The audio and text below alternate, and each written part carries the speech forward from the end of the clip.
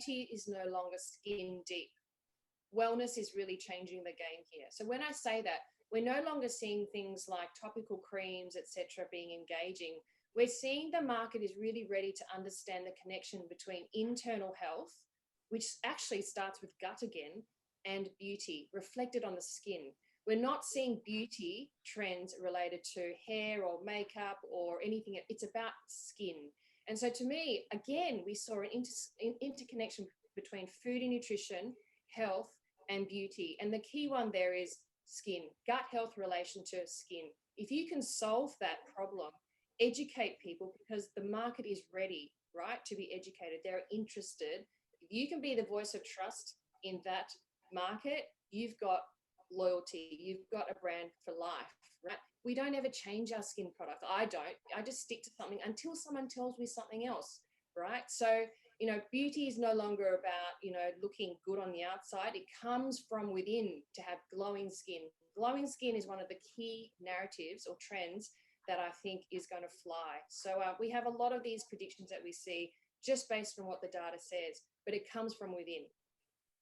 A big trend was everything green, sustainable, natural. Is this still the case, or with science being on the forefront of the media, with reports about labs, vaccines, people in white wearing masks and gloves, is science-driven cosmetics or science-driven nutri-cosmetics taking the forefront and putting natural, organic on the side, or do you see both still being emotionally driving people?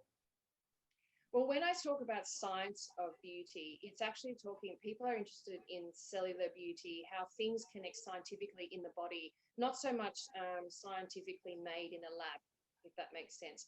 Because the themes that we're seeing across this entire wellness study is that people want to return to a natural state of living.